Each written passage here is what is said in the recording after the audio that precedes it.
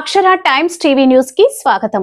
ఆంధ్రప్రదేశ్ సాంప్రదాయ మత్స్యకార కులాల సంక్షేమ సంఘాల సమైక్య సమావేశం సోమవారం కడపనందు శ్రీ యాదగిరి రామ్ ప్రసాద్ అధ్యక్షతన నిర్వహించారు। ఈ సమావేశంలో కడప, కర్నూలు, అనంతపురం, చిత్తూరు, అన్నమయ్య, నంద్యాల జిల్లా కమిటీ సభ్యులను ఏకగ్రీవంగా ఎన్నుకున్నారు।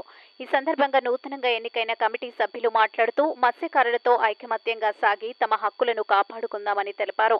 మత్స్యకార కులాల సమస్యల పరిష్కారానికి కృషి చేస్తామన్నారు। ఈ కార్యక్రమంలో నూతనంగా ఎన్నికైన కమిటీ సభ్యులు, అడ్వకేట్లు, కుల సంఘాల నాయకులు తదితరులు పాల్గొన్నారు।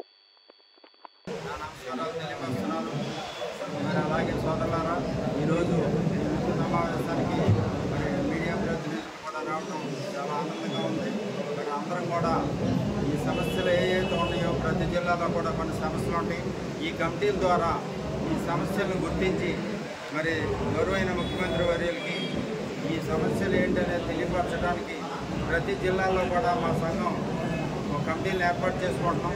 అలాగే రాష్ట్ర బాడీ ఒకటి ఉంది, అలాగే జిల్లాలు కూడా కమిటీలు వేసుకొని దీన్ని సమస్యలు ఏదైతే ఉందో దాన్ని గుర్తించి మరి పెద్దల సూచనల మేరకు దాన్ని ఆ ఇబ్బందులను తొలగించడానికి ఈ సంఘాలు దోహదపడతాయి। మరి అలాగే రాష్ట్రంలో 14 ఉప సంఘాలు ఉన్నాం। ఈ అందరూ కూడా మత్స్యకారులుగా పిలువబడతాం।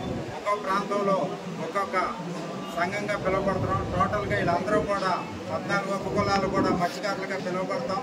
ఈ మత్స్యకారులకు వచ్చిన సమస్యల మీద స్పందించడం కోసమే ఈ రాష్ట్రంలో మరి అలాగే చాలా బలమైన సంఘంగా ఏర్పడి సమస్యలు ఏవైతే ఉన్నాయో మరి అలాగే ఆ సమస్యలు కూడా తీర్చడానికి సంఘాలు బలపడతాయి అని చెప్పి తెలియపరచుకుంటూ మరి అలాగే పెద్దలందరికీ మరి అలాగే మత్స్యకార సోదరులందరికీ కూడా నా యొక్క ధన్యవాదాలు తెలుపుకుంటూ మరి అవకాశం ఇచ్చిన పెద్దలందరికీ కూడా నమస్కారాలు తెలియపరుస్తున్నాను। కులాలు కలిసి ఒక వేదిక మీద చేయడం జరుగుతుంది। కానీ మనకు వాటర్ తక్కువ రాయలసీమ జిల్లాలకు, కానీ విజయవాడ అక్కడైతే నదులు కానీ సముద్రం కానీ ఎక్కువ ఉండేదాన్ని వాళ్ళకు కొంచెం బాగా ఉంది। కానీ ఏదైనా సబ్సిడీలు కానీ ఏదైనా కానీ వాళ్ళతో పాటు మన వాళ్ళకు కూడా ఇవ్వాలా, ఇది సీఎం దృష్టికి కానీ పెద్దల దృష్టికి కానీ ఈ పక్క చాలా వెనుకబడి ఉన్నారు రాయలసీమ జిల్లాల్లో। ఈ చేపలు పట్టే వాళ్ళు ఉన్నారు కానీ వాళ్ళకి ఏమీ ఆదాయం లేదు। ఇది తీసుకొని వాళ్ళ పెద్దలకు వివరించి వీళ్ళకు కూడా వాళ్ళతో పాటు సరైన న్యాయం చేయాలని మేము కోరుకుంటున్నాం। ఎమ్మెల్సీ తిరుపతి చిత్తూరు జిల్లా తిరుపతిలోనే సాంప్రదాయ మత్స్యకార ఐక్యవేదిక మేమే స్టార్ట్ చేసాం। ఆ రోజు మోపిదేవి గారు, పొంగరాజు గారు, బాబు గారు అందరూ రావడం జరిగింది। అంటే మత్స్యకారుల్ని సరిగా వివిధమైన ఇబ్బందుల్లో ఉన్నారు। ఒకటేనండి వాళ్ళకు ఉన్నది ఈ బ్రీడింగ్ సమయంలో, అంటే గుడ్లు పెట్టే సమయంలో వాళ్ళకి వృత్తి ఆదాయం ఉండదు। అలాగే మౌలిక సదుపాయాలు, రోడ్లు, బోట్లు, నిర్మాణాలు, దానికి ప్రభుత్వం సహాయం చేయడం, అలాగే వాళ్ళకి అంటే తీర ప్రాంతాల పిల్లలకి చదువులు ఉండదు, స్కూల్స్ ఉండవు, వైద్య ప్రాబ్లం వస్తే, ఆరోగ్య సమస్యలు వస్తే మనకి సరైన ఆరోగ్య సదుపాయాలు లేదు। అందువల్ల ముఖ్యంగా సముద్ర తీరంలో వాళ్ళకి వేట నిషేధ సమయంలో సరైన వృత్తి కల్పించాలి।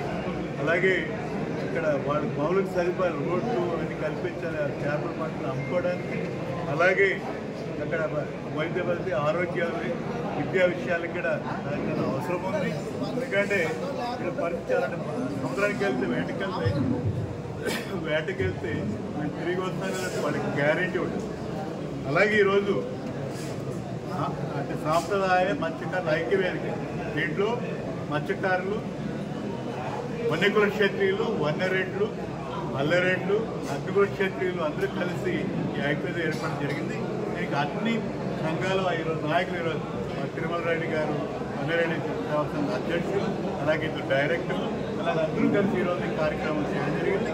అంటే దీనివల్ల అంటే మా ఇన్ని సంఘాలు కలగడం వల్ల మా సంస్థ ఏందో ప్రభుత్వం చూపెట్టింది।